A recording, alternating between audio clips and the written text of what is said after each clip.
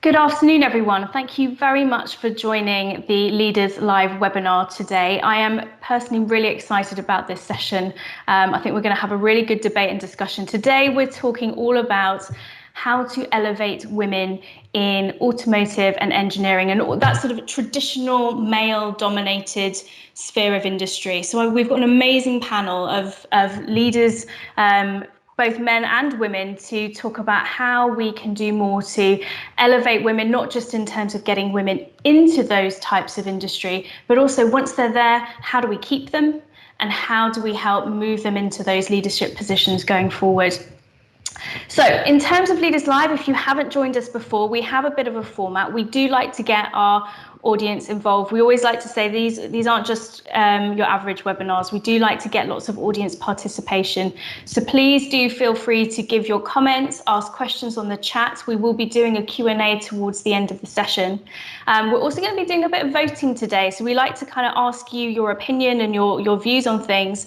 All of those are anonymous, so you can vote, and we'll be sharing that information with you on the screen very shortly. But to kick off, really, what I want to do is just ask our panel to briefly introduce themselves. So 30 seconds, guys. If we could start maybe with you, Helen, to introduce yourself, and we'll just go around the room and then we'll kick off. Thanks, Helen. Good afternoon, everybody. Helen Foord. I head up government relations for Groupe PSA in the UK. So that's government relations and public policy. So managing the relationship between the business and government. Obviously, we have the Peugeot, Citroën, DS, and Vauxhall brands in the UK and our 2 manufacturing sites.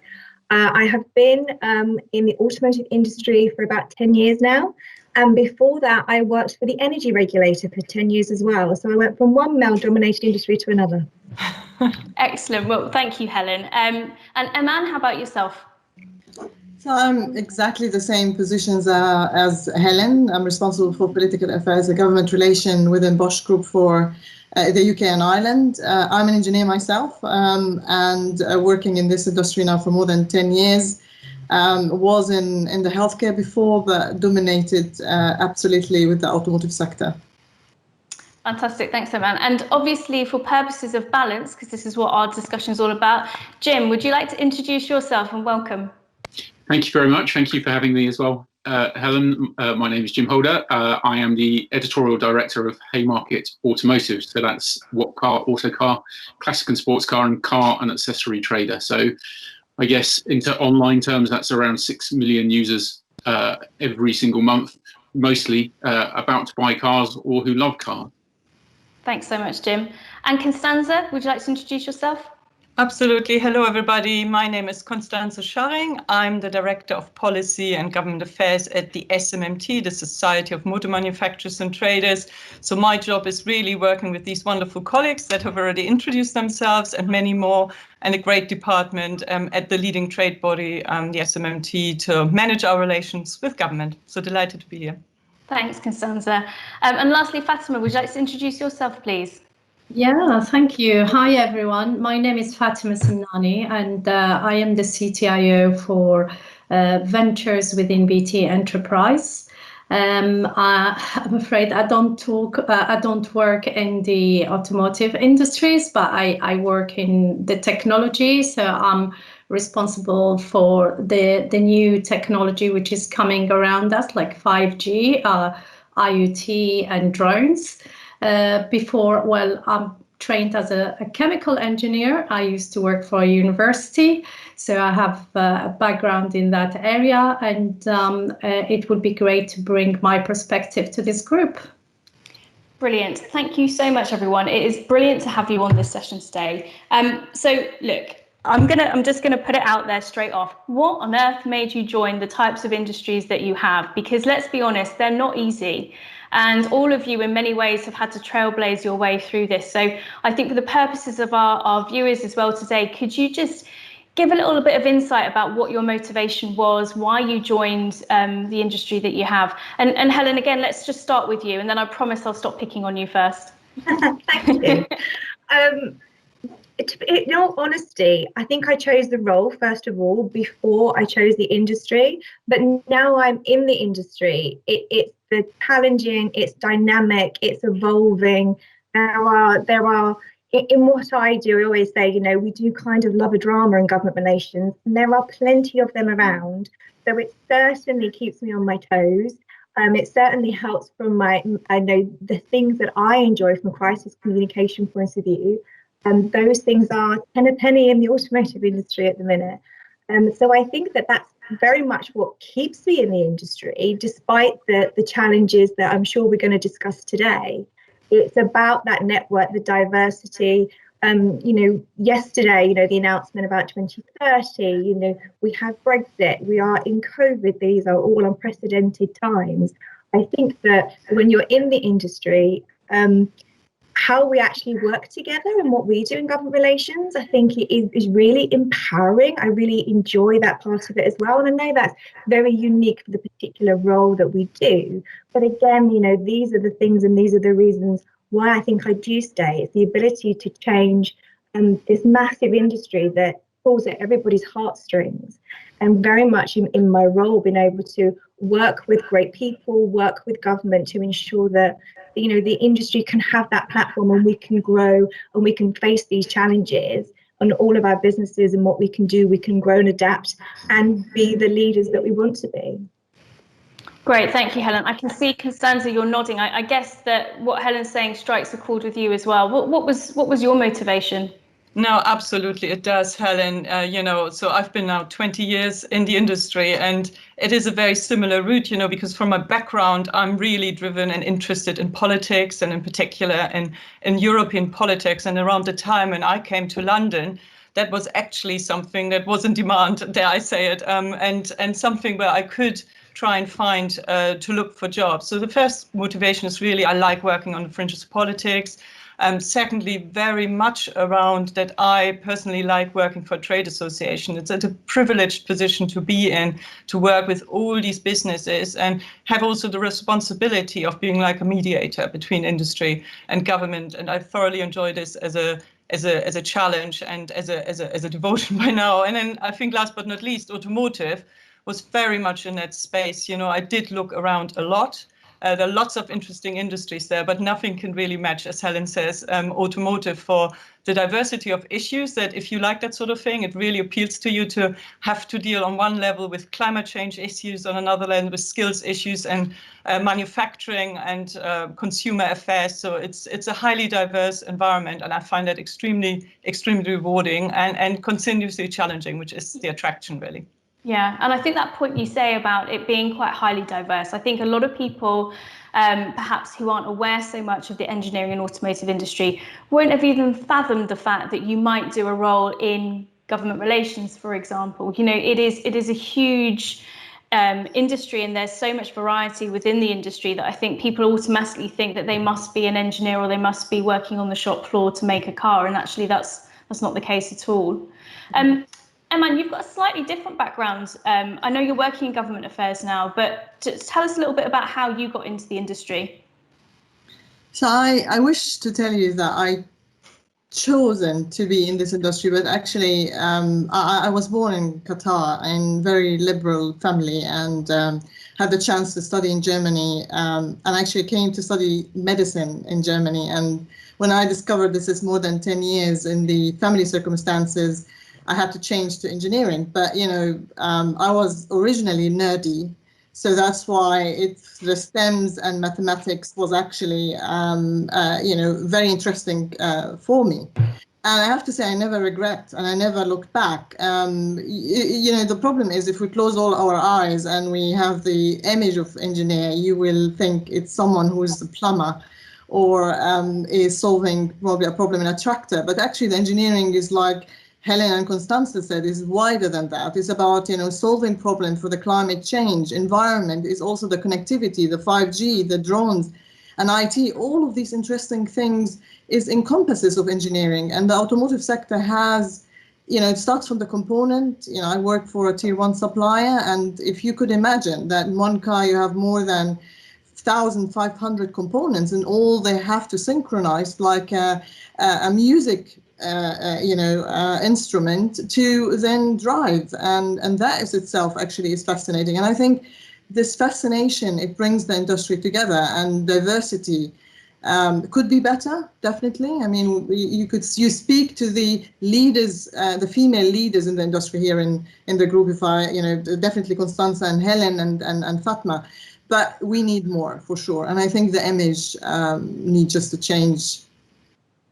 Yeah. And on that point about image, Jim, I guess you've had quite a good perspective. In your role, you've worked across, you know a lot of these manufacturers, these OEMs, the wider supply chain, and just looking at it from I guess like a publishing point of view, do you think that the industry does have a bit of a image problem? Yeah, I think probably, think about what I say before I say it, but I think probably more of an image problem than an actual problem in some regards, in that, there is still that image of Arthur Daly. There is still an image of sort of a slightly old school industry that doesn't necessarily have its foot on looking forwards, which is ironic given the reality that's just been described by your other speakers. This is an industry where there is no status quo. There is no day that is the same, and at its most extreme, in motorsport where I started, there are challenges and changes every single day, and at the other end of the scale, in these massive operations that are facing absolutely seismic change, that puts them on the front page agenda of the media. So I do think there is an image problem, and I do think that part of the challenge, and a significant part of the challenge, is getting the people who can change that image out there and in front of people, just to recognise what is possible. Yeah. Fatima, from your opinion, with, I guess that tech side and the technology side that you're perhaps more involved in, how does it compare, do you think, to what the other guests have sort of described about their industry in terms of not just in terms of getting involved, but also that perhaps image problem? I think there is some similarity there, definitely. I think going back on when I joined the industry 18 years ago, I really was excited about the technology itself. And as a person, when I was younger, I loved science and I loved the innovation behind it. So I wasn't thinking that, my goodness, there is all of these, process problem, image problem. How do you get to the top? Have you seen someone like me? Have I had a role model so I can get there and I can get to that objective I have in my head? So I think we have all similar problems or similar image problem. Whether with automotive and technology, and because the toys that technology bring in is seen as a male thing. When you look at the technology, perspective, you can see Facebook, you can see Microsoft, you can see Apple. So who is at the top of that? Who's the innovative person? Who is, getting all these cool, devices into our world? And they are mainly, male, isn't it? So there is an image there, but behind the scene, there are lots of women who are doing a lot of work in the labs. And I think we are, with coronavirus, you can see in all of this biochemistry and microbiology labs, you see a lot of women scientists doing all of this work, which are quite valuable to our society. And I think, one good thing which is coming to the front is, we as human and as society, we are men and women. And the jobs we do and the industry we lead should reflect our industry. And I think that's what we aim to do, really. Yeah, thank you, Fatima. We're going to just try and see if we can put one of the polling questions on, and we'll leave it up there for a few minutes just for people to engage and get involved with, if we can.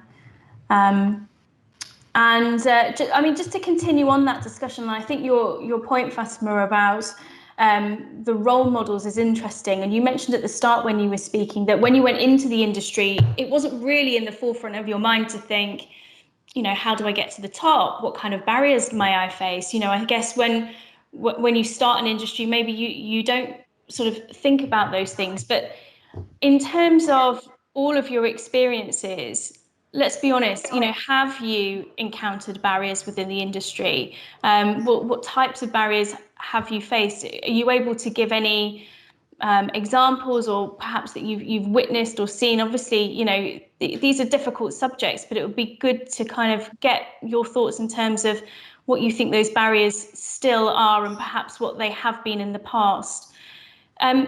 Konstanze, let's start with you on that. You've been in the industry 20 years, and I know at the SMMT for a long time. But have you sort of witnessed perhaps a positive change even in terms of some of the barriers that have existed?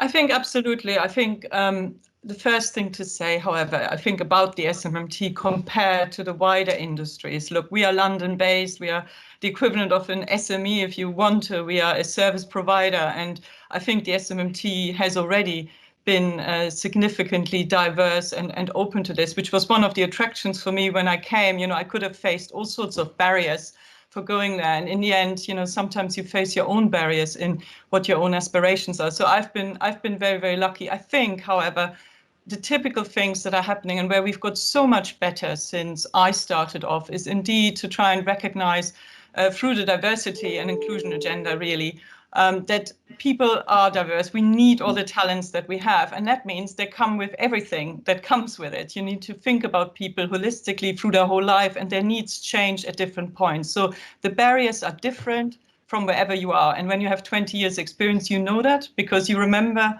the kind of barriers that might there be at the beginning and the barriers that might come later when, like me, you have children and you want to, recognize and reconcile the demands of being a mother and having a family with the demands of a very demanding job. And I think we've gone so much better. The flexibilities are there, but there's much more we can do. And I'm sure we'll discuss that in a minute.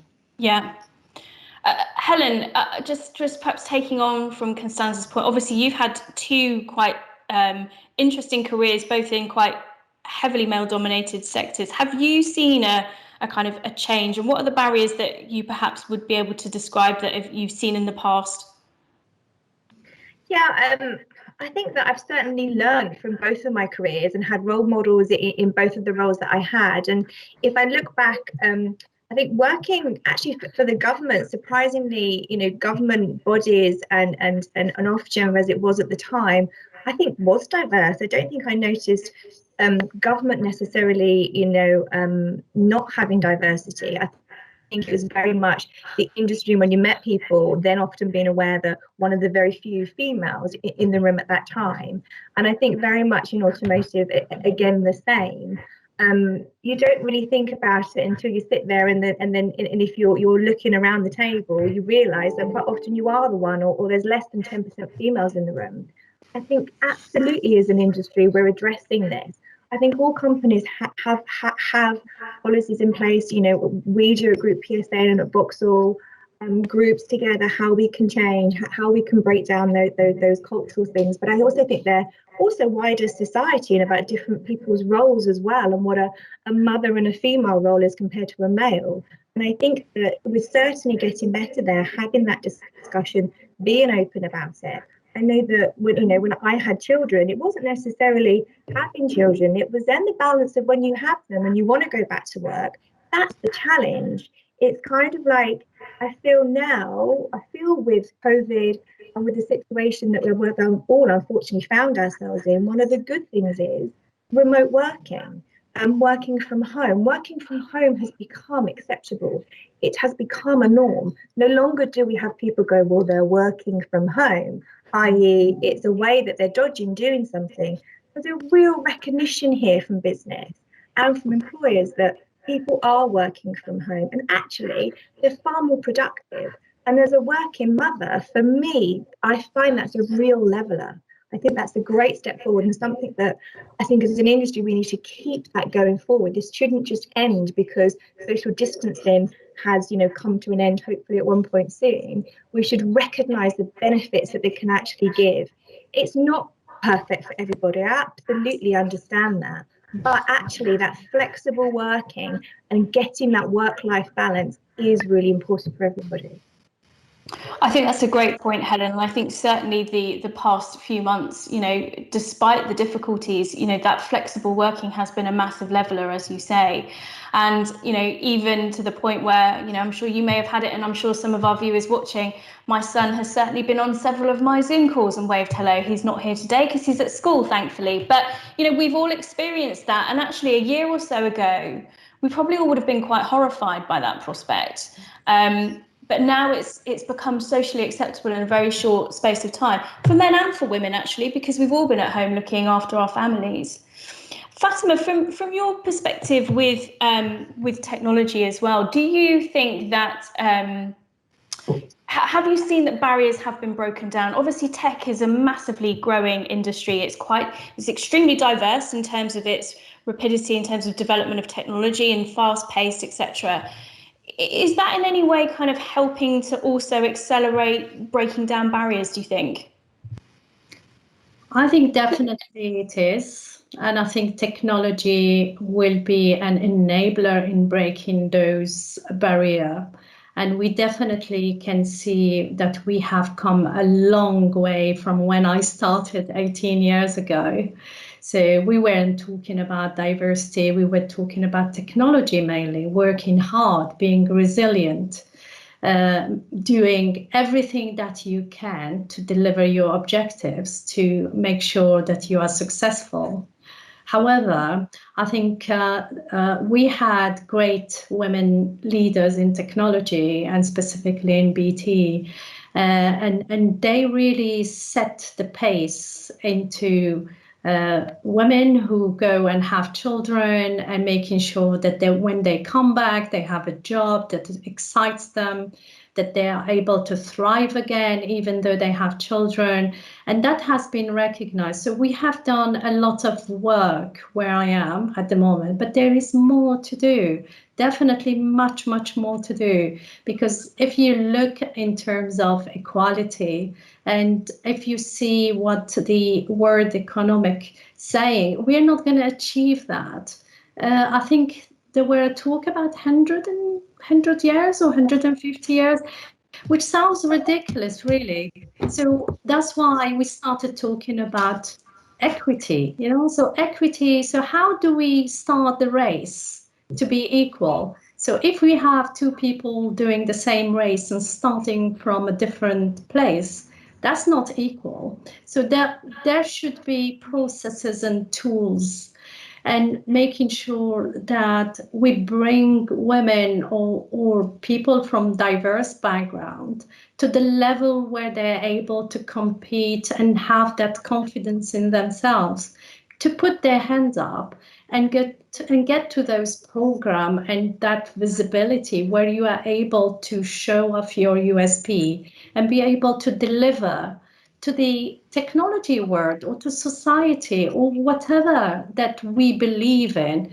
And I think that sense of belonging and sense to be yourself, that's what we should be aiming at, that we don't need to be anybody else, because ourselves is really important, and being genuinely at work and feeling comfortable, that in a way you don't want to feel to be anywhere else. And that's how we will be able to achieve that balance. And that's what we will be looking at. And I think the conversation now is very open. It's absolutely open. Yeah, thank you, Fatima. We'll just pop another polling up in a second as well for you guys to also take part in. But some of the points you were just mentioning there, Fatima, I think are interesting. And Eman, I'm going to pick on you because you've got a really fascinating backstory, having come from Qatar, moved to Germany, I think, and pursued a career in engineering, and then moved, I think, to different parts of the world. That's a big leap for someone to make, and particularly in what is a very still traditionally, male-dominated environment of engineering.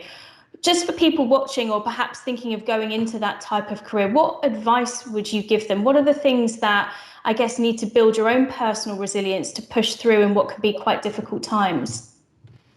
Absolutely. I was really fortunate that the engineering teams I was integrated into, they were very helpful. And, engineers usually, most of them introverts, and, they like to work in their projects. Sometimes as a woman, we think differently. So I wouldn't say it was a barrier, but it was really interesting to see, for example, when we were working in a project, to see how different we think. So you will see that women usually see things more in a connected way, and we connect things diverse. Where men, they focus on a certain element and then execute the solution. So it was really, at the end, from the experience perspective, for me and also for my colleagues, good experience, because we think differently, and also that some people, they see that's a challenge, but it's actually an opportunity that we have different cultural background, which brings really a diverse solutions start to the engineering problem solving. Generally speaking, I had barriers, absolutely. Sometimes I felt I didn't fit in because I'm different. So you really need to be confident, and you really need to speak loudly, not in a louder form, but in a way that people will hear you. And it was always a flourishing for me, actually, and encouraging to see other role models. So I have to say, when I started at to be political affairs and government relation in the UK, there was a doubt if I can manage because I'm not British. And I saw Konstanze. And Konstanze was the first person I saw at the SMMT as a female leader. And I never told her this, but she was my role model.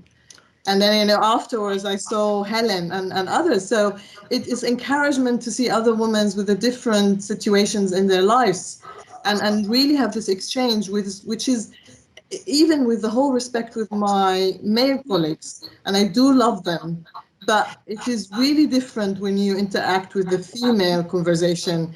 The whole dynamic is different, and also the whole logic is also different. So I would always recommend, try to have a role model, and if you can, a mentor. That's great, Eman. Thank you. Konstanze, what do you say to that?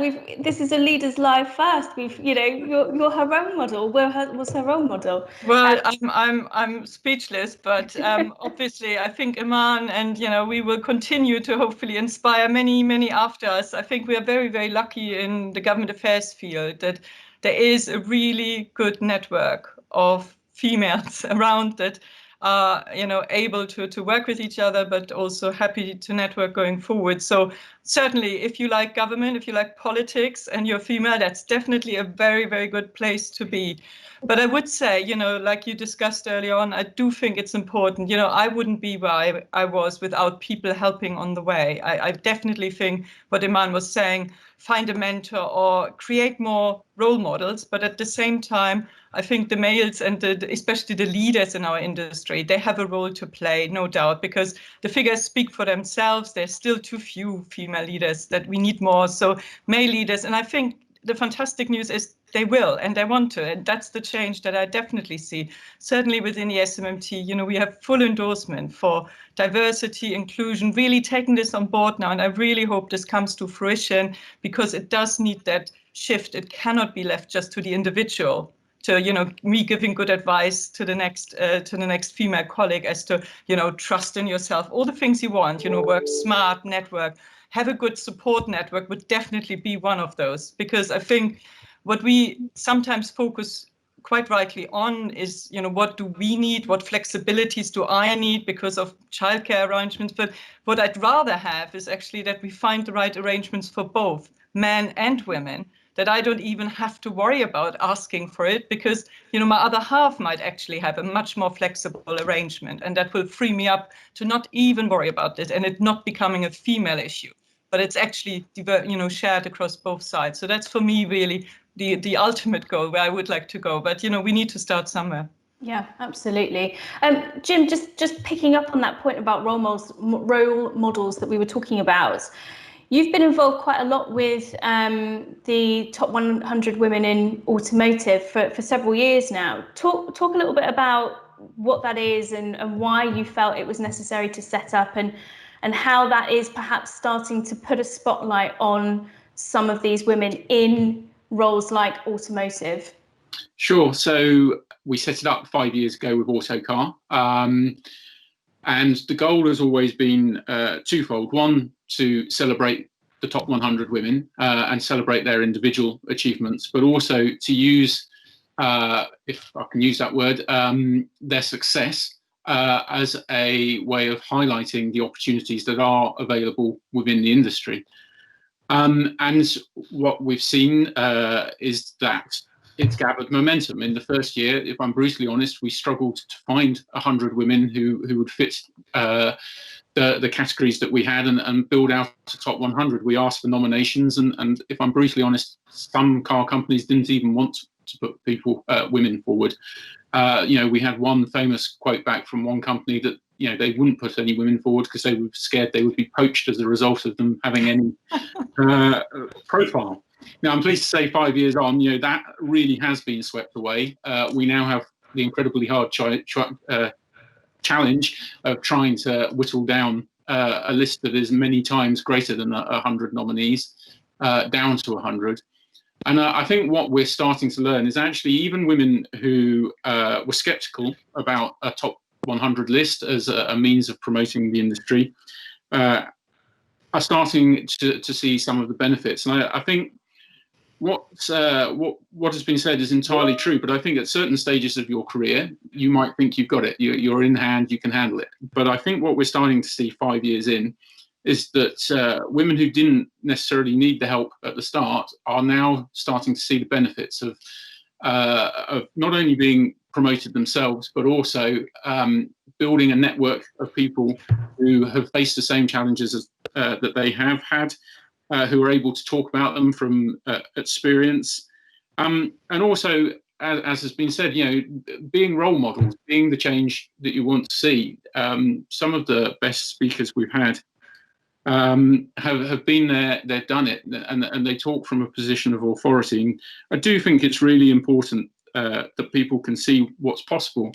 And I think as we talk today, I know it's not directly relevant to engineering, but it's certainly directly relevant to automotive.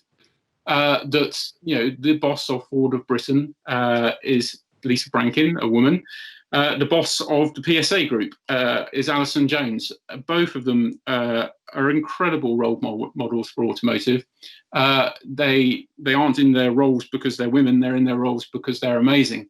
But I think they absolutely, we should recognise and they should recognise the good they can do in those roles. They are running the leading automotive groups in Britain brilliantly. So absolutely, I think what we're doing needs to continue. I don't think it's by any means solved. And I also think there's a new generation of starters that needs to be encouraged to stay in the industry and move up within it, which is another strand to what we do with Autocar. But absolutely, just in 5 years, there has been a significant change in attitudes and achievement. Absolutely. I mean, I've certainly seen that increase for sure, I think. We're just going to do another quick poll, but I think this is pertinent to what you've just been saying, Jim, really. So for people that are watching on the live stream, what is the most important aspect of attracting and retaining women in the engineering and automotive industry? So what is the key thing that we need to be doing so that we bring women into this industry, but also importantly, we keep them? Just to ask, I guess, the panel as well, what you think about that question. Helen, in terms of attracting women, where does it begin? Does it start at school? Should we be doing this at home with our young daughters? What should we be doing to help young women see this as a future career?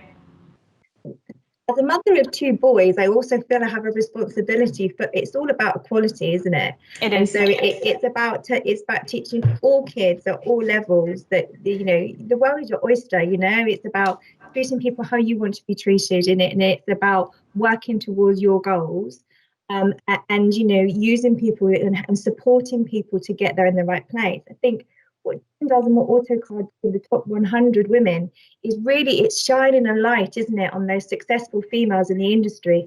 And none of us wants to be recognised just because we're women. we want to be recognised because we're leaders in our roles, and that's very much what this is doing. And I think I'm guilty of this, but not very good about shouting about our successes as well. I think that we need to be teaching our children and helping our colleagues to be proud of our successes. And I think with Autocar and shining that light on it, it's really warming when the list come out, and they're fortunate enough to be in that list myself, and understand, the message that they get from different people throughout the organisation it really lifts your spirits. It really makes you feel part of the team, and it very much gives you a bit of responsibility to go, I have a role here to help other people as well.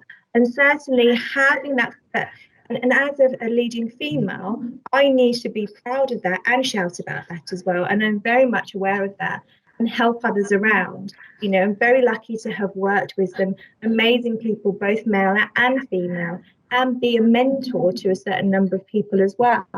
And that's something that I really take with pride, and it's a real responsibility. And I think that, certainly sharing light on that, talking about those successes is really important. And some of that we do with the Automotive Council, and I co-chair the Diversity and Inclusion Working Group with Peter from Nissan, and Eman's on that group as well. Very much, we realise as an industry we're not very good about shouting about these things. And, I think, all of our boards will know fully well who their customer base is, and they know that our organisation needs to reflect that as well. And having those strong role models, those female leaders in there, is equally as important, but not as a quota there for your own skill, but in your own right. And that, I think, is really important. Thanks, Helen. So we've just got a few results coming in from our polls. So what are the most effective things in terms of attracting and retaining women into this industry?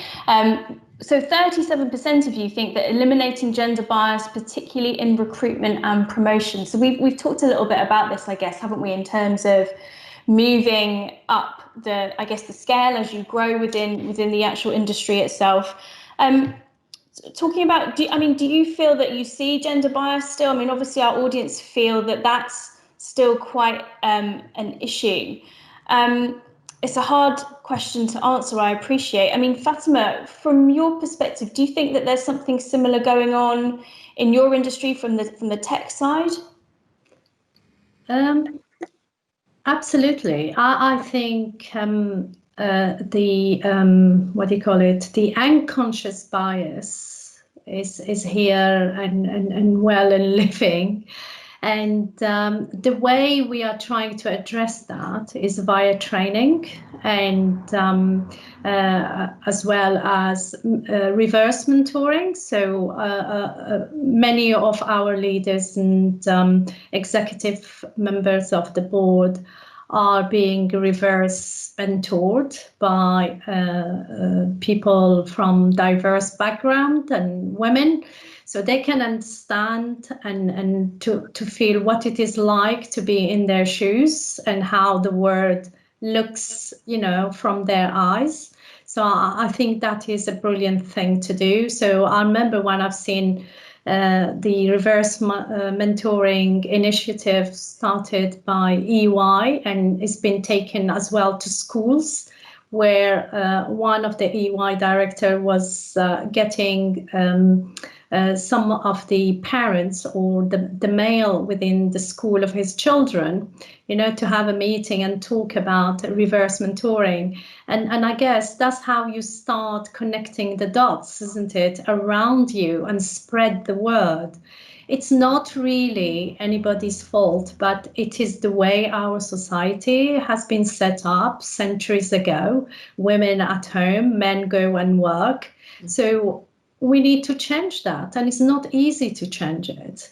So it needs to have education behind it, openness to learning and understanding other people, and that's how we can achieve that leap change into a place where hopefully we will not be discussing how to elevate women or how to elevate people from diverse background, but we will be thinking how to elevate our society together.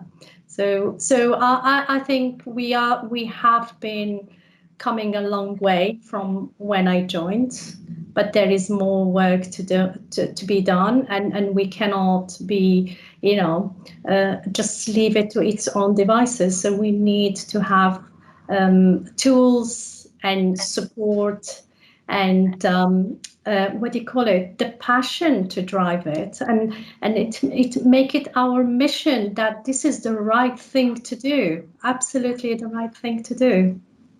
Thanks, Fatima. Let's talk a little bit about, I guess, once you're in the industries that you're in, one of the barriers can be moving up at the quickest rate that you want to. And of course, that's a challenge for everyone, man, woman. But I think for women, many of us get to a point where, we might choose to have a family or, for whatever reason. And sometimes that can almost create a natural break in terms of going back into a career and kind of moving up. It's certainly something I've personally experienced, and I'm sure other people watching this have too. Helen, you touched on it earlier about sort of, it's about getting back into work and kind of carrying on a very full career. What advice would you give to people watching who perhaps don't have children yet, or are sort of at the start of their career but are really desperate to kind of move up and move on? What advice would you give them to kind of help them at this point? Konstanze, how about you? Oh, how about me? Well, I think it is something you absolutely quite rightly can have as a major barrier. I hope it doesn't put you off from starting your family, because it never should. But I think the challenge that you will, as I said, the challenge that you will have is you hopefully have an employer where there is plannable things for you, so it doesn't become a negotiation between you and the employer. I think this is why it is so important that some of these things are just structurally addressed through policies, through perceptions of flexibilities that people can count on and don't have to ask for. I think this is really, really important. And as I said, that should go in both directions, men and women. But I would still say the number one is, when I started my own family, it was quite clear for me that I couldn't do the job without flexibility by my employer, which was great. I got that, I got it. I took 1 year off because I really felt I needed that full time to try and settle myself, to get myself onto a good start. For me, that was the right choice. And others have other opportunities, but my employer was able to do this. And I've now got 2 wonderful children and can do my career. I think the other thing from my own experience that I've pursued was, obviously, I saw investment in childcare as an investment. It is unbelievably expensive in this country, as we all know. It's a real strain. I come from another country, so I didn't have a big network of support around me. And I think many people are in very similar situations. You don't have to come from another country to be in that situation. So I do think you need to really think about your career and this as an investment that you do into your children to be able. You need to find the right balance between what you will want, and you need to be truthful to yourself, what you really want in your new role, not just as an employee, but as a mother. And then you need to find the right balance, but never regret. You will never regret it, making that investment. Yeah, fully agree with that. Let's move on a little bit. Let's talk about pay. It's always a bit of a taboo subject, but we've got our next polling question. So do you think there is a gender pay gap in the automotive and engineering sectors? So we've just got that poll out now, so we'll give people a chance to respond, but just getting some thoughts from our panel. Eman, what are your thoughts on that? Well, I said yes, and I said yes because of the current published stats from the industry that you could see that there is still a gender pay gap. Now it is, the industry is really trying to change that. I think there are 3 reasons probably for this issue. One is that there is, not many really women within these industry sectors available, and probably of some of the positions you will find a dominated male already existence there. and probably is historically driven, that then the pay gap started to initiate between the genders. There is no excuse for that, but this is only maybe one reason for that. The second one is that indeed when you start a career together, and we touched on this, the women usually probably maybe they will stop for one, or like in Germany, you're allowed to have maternity leave for 3 years, and your career stopped, unfortunately. And then when you come back to where you started, and your colleagues already actually moved on within their experience and payment and etc. And that also reflects on this as well. The third one is, and I wouldn't mention which employer that was, but when it was thematized, and they said you cannot compare pears with apples, because probably the experiences are different. So even if you are in the same position, the other person maybe have a different experience than you, and that's why you have the pay gap. It's not an excuse again, but as I said, I think that through publishing these results now, the companies are really encouraged to look how they can solve the problem, and how can they, if you like, try to have more of a fairer system and better results moving on. So I think it was clever, definitely, to publish the results and be obliged to publish the results, to also be held accountable for it. Thanks, Helen. Eman, have you seen, Helen, have you seen any difference in terms of, since the report on gender pay has been published, have you seen any difference? And what are your thoughts on it in general in terms of pay?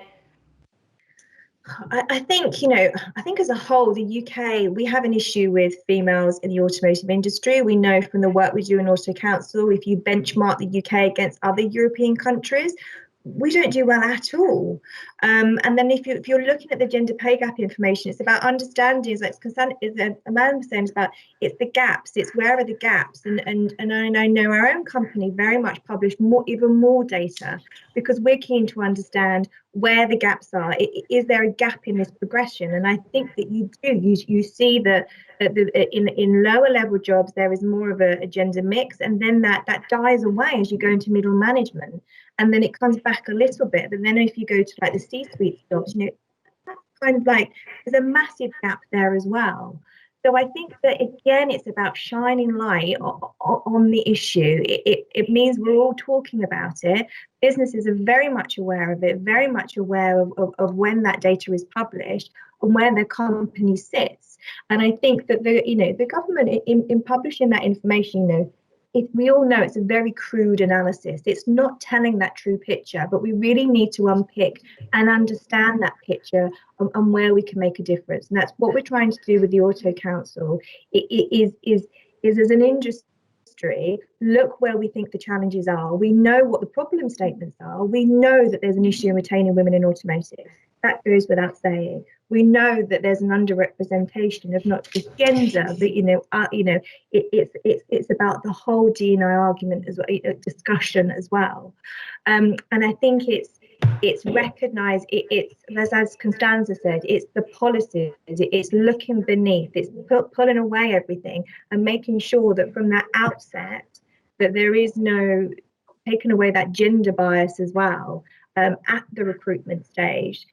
I can't remember where it was, but I did read a study recently about a company that had completely taken gender out of all of their recruitment processes, and the change that they had, and also taken it away from experience base as well. It's about your skill set, not necessarily what you've done before, because if we're all looking about, employing people in the same molds of us, we're never going to get out of this issue. Yeah. It's about looking at it totally differently. It's not about the degree or where it came from, where you worked before. It's about what you can deliver. It's about what your skill set is as an individual and how it can fit into the company. Absolutely, the vast majority of our audience Fully agree. I think, it's clear that it's very much felt that there is still a significant gap when it comes to pay between men and women in the industry. We're going to start going to questions now. So for our audience, please do put your comments, thoughts in the chat. We will share those on here and just take the next 10 minutes just to discuss those. So do put those in, and they'll be sharing them with me, and so I can share with the panel. But we're going to start off with a question from Melanie Wiseman. Thank you, Melanie. She says, any top tips for effective communication if you are the only woman in the meeting room? And let's be honest, ladies, we have all been there at some point, particularly in our industry. Sorry, Jim. And it can be quite intimidating. And I think particularly when you're not used to it. So, ladies, if we could just go around each of you and perhaps just give one tip each, that would be great. So let's start with you, Eman. What tip would you have? Can I just say a story first? And I was so and Helen was there, and as well as Konstanze. Konstanze, you remember when we had a round table with former Prime Minister Theresa May? Oh yeah. Where all the CEOs came in, and also the political affairs directors were behind them. So we have a table of 20 people, middle-aged men, and all sitting there with their suits. And Konstanze was the only one allowed to be sitting on the same table. And we were, Helen and myself and the others, all on the back of the table, like little penguins around them. And it was hilarious. I have the picture. I wish I had it with me. I would just stream it. But that was a typical meeting, how it was male dominated. But we made the best out of it. So that was great. But I think you should really be yourself and be confident. And don't try to change or fit in. Seriously, and it's always positive when you are yourself, and that would be my recommendation. Excellent advice. Thank you, Eman. Helen, how about you? Absolutely agree with that. It's about being confident. I think we've all got stories. I know very early on in my career when I worked in the energy industry, I had been to meetings where a male wouldn't even look at me, and it's about having the confidence and continuing, understanding, being confident, being firm. And we have all been at those meetings where you're at the end of the table and you've got to get your point in, because particularly these political round tables, you have to elbow your way in. And it's about being forceful. And sometimes, actually, as a female, it can work quite well, because maybe a male might not want to speak over you. So use it to your advantage, but be confident in what you want to say and be clear in getting your points across. Thank you, Helen. And how about you, Fatima? I agree with all of these advices. They are actually very, very useful. And and I think, as Eman said, we've been there. I think maybe one thing I would say, shut that voice in your head. Don't listen to it, and just make sure that you say what you think and be yourself, like Eman said. And I think the voice in our head is more lethal than anything else. So just focus on the objective you're trying to achieve from those meetings. That's great advice. Thank you, Fatima. I think we all recognise that evil voice in our heads sometimes, don't we? And Konstanze, how about yourself? Yeah, absolutely. I agree with everything was said from Eman to Fatima. And I think the only thing to add is use your skills of active listening to make the point that wasn't made, or connect things up that weren't connected. I think that's always a really good contribution you can make in such a meeting. And I'm not claiming this is female, but I do think if you have the power, use it. Fabulous, thank you. We're just going to put up the last two polling questions whilst we're going through the last couple of questions. You can also put your email address into the system, and you can get all of the results back for you if you want to. So do feel free to just take part in the last one. The last couple of questions are: have you experienced discrimination in light of your gender in a male-dominated industry? So do feel free to vote on that one. I want to just get a few more last questions in. So Karen Parry asks, do the speakers believe that it's harder for women to progress as they get older? Helen, how about you? What do, and I'm not suggesting this because you're old in any way whatsoever, but do you think it does get harder? I mean, like with myself, having had children and moving beyond 40, do you think it gets harder as you get older?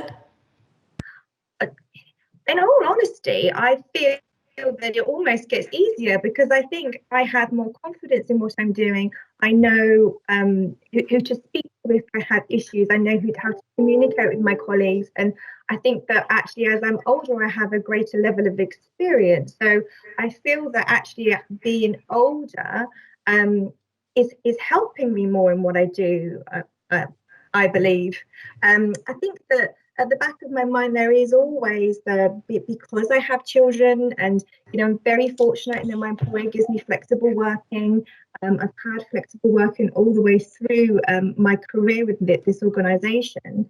I think the issue that I have is it in progressing further, maybe, or looking further afield, is the feeling that maybe you're not going to get what you have already from another employer. And you end up feeling quite fortunate. I know I've already said it, I'm very fortunate that I have this flexible working, but actually it should be the other way around. It should be a given that flexible working is provided. I provide a role. I don't provide kind of like, how I do that role, the hours where I do that role should not matter. It's my ability to do a role that organisations need to recognise. Yeah, absolutely. So we've just had the results of the previous poll. So 77% of you in our audience have said that you have experienced some form of discrimination, which is, a really bad statistic, really, but sadly not unsurprising. Our last question then is, have you experienced or witnessed any of the following in female colleagues when working in a male-dominated environment? I guess so. Really, this one is more about,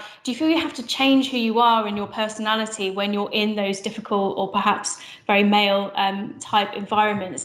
Eman, have you ever had to witness that? I'd find that hard to believe, but what are your thoughts on that?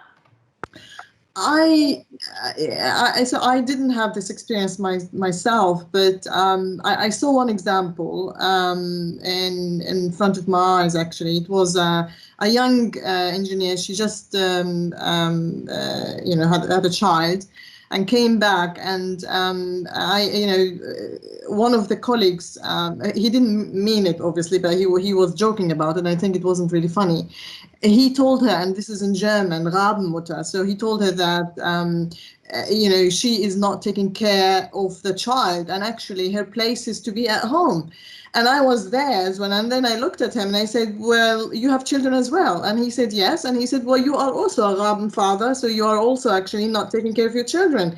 And he said, no, it's a different story. I said, no, it's not. It's you as her. And she indeed left the industry afterwards, and she becomes a social worker. But that was one example I saw in my 15 years in the automotive sector, and maybe there are other examples, but I didn't see more than that. Yeah. Thank you, Eman, for sharing that.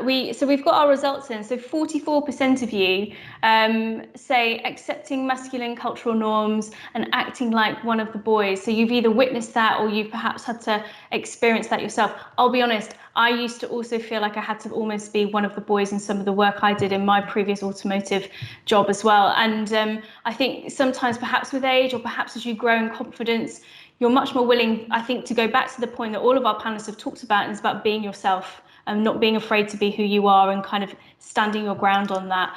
I'm conscious that we have 1 minute left until 3 p.m. and we will end on time. So I just want to quickly summarize really and say, I think all of the discussion we have has, brought out some positives and some negatives. I think we're all in agreement there's still lots to do, but I think the more we keep talking about these issues, the more we keep having these debates and kind of informing one another and supporting each other through, the more we're going to get closer to breaking down some of these barriers. I just want to say thank you to our amazing audience. Thank you for taking part. Thank you for all of your honest answers and your questions that you have given to us. We really do appreciate it. Do come back and join us on other Leaders Live events. If you are in the auto industry, we've got another great one next week, looking all about the announcement that happened yesterday in terms of decarbonisation of the transport industry. That's next Thursday at 1 p.m. So do please try and join us. Thank you so much for joining. Thank you for the amazing panel. I feel like I've had a bit of a therapy session. So thank you, everybody. And we look forward to seeing you all again very soon. Thank you. Thank you, everybody. Thank you very much.